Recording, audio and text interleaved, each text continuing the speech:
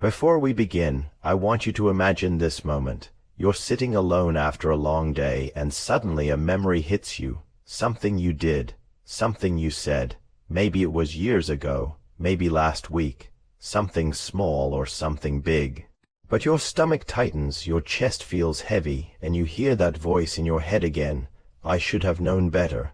I shouldn't have done that. I hurt someone. I messed up. I can't believe I did that. Even if everyone around you has forgiven you, you still carry it. And it feels like the memory doesn't just live in your mind, it lives in your body. This script is for that part of you, the part that keeps replaying it, the part that punishes you, the part that won't let you move on. Today, I want to talk to you about why self-forgiveness is so much harder than forgiving others, why guilt becomes a loop, and why your brain sometimes turns into a harsh judge instead of a kind teacher. And more importantly, how you can begin loosening that grip. So let's take this slowly, just me and you. Let's open this file together. 1. Why self-forgiveness feels impossible. Forgiving others is hard enough, but forgiving yourself, that feels like climbing a mountain with no map. Why? Because when someone else hurts you, you can evaluate their intentions. You can see their apology. You can see their actions. You can see their growth. But when you hurt someone, your brain holds a different standard. You expect yourself to be better, know better, and behave better, sometimes unrealistically so. You don't judge yourself as a human being. You judge yourself as an ideal version of who you think you should have been. That gap between who you were and who you expected yourself to be is where guilt grows, and it doesn't just grow. It repeats, it loops too. Understanding the guilt loop, let's make this clear. Guilt is not a random feeling.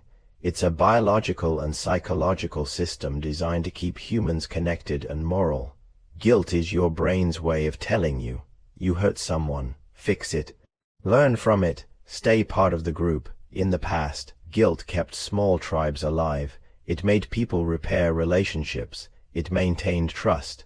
If you didn't feel guilt, you were a danger to the group. So guilt is not the enemy. Guilt is a signal. But sometimes the system goes into overdrive. Here's how the guilt loop works. 1. You remember something you regret. 2. Your brain reacts with shame, fear, or self-blame. 3. That emotional reaction makes the memory feel more intense. 4. The intensity convinces your brain that it's still unfinished. 5. So it brings the memory back again. 6. And again. 7. And again. The more you revisit the memory, the stronger the emotional pathway becomes. Your brain thinks that this must be important if we keep thinking about it, and guilt becomes a habit, not a lesson. 3. The role of the overactive self-judgment system. Some people are naturally more sensitive to guilt, not because they're weak, not because they're dramatic, but because their brain's self-judgment system is more active. Let me explain this in simple terms. There are two major brain regions involved in self-judgment. 1. The prefrontal cortex. This is the self-reflective part of your brain, the part that thinks deeply, evaluates your actions, and tries to understand right from wrong. 2. The anterior cingulate cortex. This is the error detection system, the part that reacts when you feel you did something wrong. In people who struggle to forgive themselves, these systems are more reactive. They light up more strongly. They hold on to mistakes longer. They replay events more intensely. This is not personality. This is wiring. Some people have a brain that forgives easily. Some people have a brain that remembers pain longer. Your brain is not defective. It's protective. But sometimes protection becomes punishment. 4. Guilt vs. shame. The crucial difference. If you want to understand why self-forgiveness is so difficult, you must understand this difference. Guilt says, I did something wrong. Shame says, I am something wrong. Most people think their problem is guilt, but what actually traps them is shame. Guilt is about behavior. Shame is about identity. Guilt asks you to repair something. Shame convinces you that you're broken.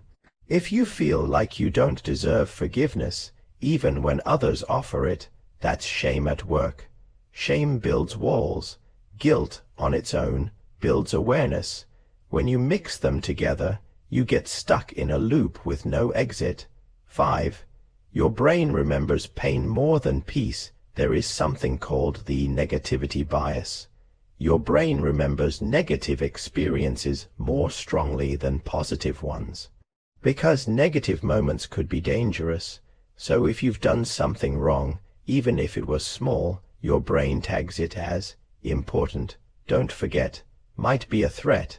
This is why you remember the one time you hurt someone, the one mistake you made, the one wrong decision, more than all the good things you've done.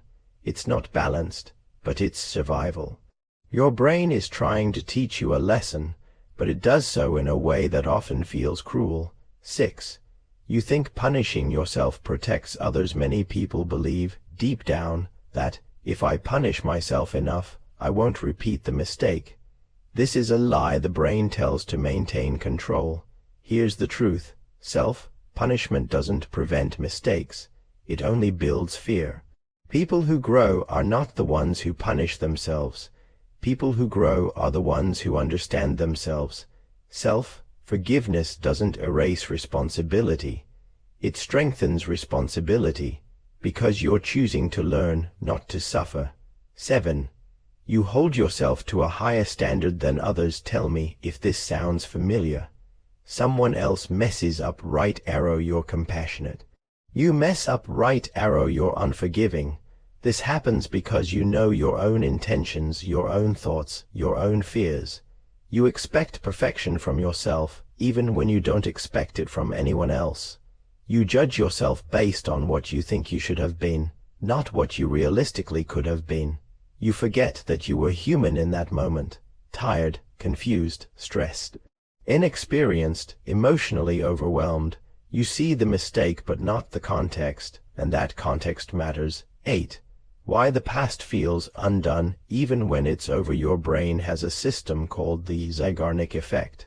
It means your mind holds onto things that feel incomplete. If you didn't apologize the way you wanted, didn't resolve something fully, didn't forgive yourself, didn't understand why you acted that way, your brain will keep the memory open, like an unfinished chapter. Self-forgiveness closes the chapter, not because it erases the past, but because it teaches the brain that the lesson is learned. 9. The fear that if you forgive yourself, others won't. There's another reason you can't let yourself off the hook. You fear that, if I forgive myself, I'm admitting that it wasn't a big deal. Or, if I forgive myself, people will think I'm careless. Or, if I forgive myself, it means I'm minimizing the hurt. But forgiveness is not forgetting. Forgiveness is understanding. You don't forgive yourself because the mistake was small. You forgive yourself because you're human, and humans make mistakes, learn, grow, and move forward. Forgiveness is not the absence of accountability. It is the transformation of accountability into maturity. 10. When regret becomes part of your identity, some people don't just remember what they did. They become what they did. They absorb the mistake into their self-image. I lied once, so I am a liar. I hurt someone, so I am dangerous. I failed, so I am a failure. I made a mistake, so I am the mistake. This is identity shame, and it is the deepest barrier to self-forgiveness.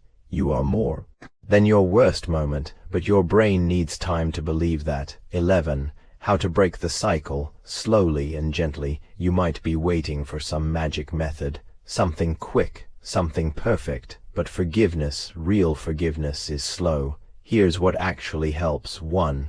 Name what you feel. Say, I feel guilt, I feel shame. Naming emotions reduces their power. The brain becomes less reactive. 2. Understand why the past you acted that way. Not excuse it, understand it. What were you feeling? What were you afraid of? What did you not know at the time? You were doing the best you could with the tools you had. 3. Separate the mistake from your identity. Your actions are not your identity. Identity is who you are becoming. 4. Repair what you can, even symbolically. If you apologized sincerely, that counts. If the person forgave you, that counts. If they didn't forgive you but you tried, that counts. 5. Accept what you cannot repair.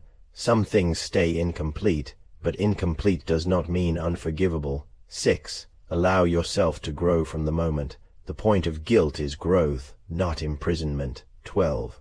Self-forgiveness is an act of responsibility, not escape. People fear that self-forgiveness means running away, but true forgiveness is the opposite. It is saying, I accept I did this, I accept that I hurt someone, I accept the reality fully, without collapsing under it.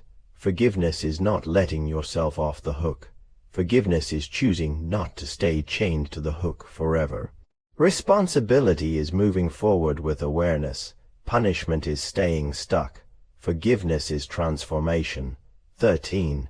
What you need to hear now, if you still can't forgive yourself, let me say something directly to you. You don't have to be perfect to be worthy of peace. You don't have to erase your past to deserve a future. You don't have to punish yourself to prove you care. You've carried this for long enough, and maybe it's time to understand yourself instead of hurting yourself. Forgiveness doesn't happen in a moment. It happens in stages: understanding, acceptance, compassion, integration, growth. You're not bad. You're not broken. You're not unworthy. You are human, a human who made a mistake, a human who regrets it, a human who cares, a human who is learning. And humans who learn deserve forgiveness from others and from themselves, even if it takes time, even if it's slow, even if it's uncomfortable. You deserve peace too, and peace begins when you stop treating yourself like your own prisoner. This is your file today from Body Logic Files.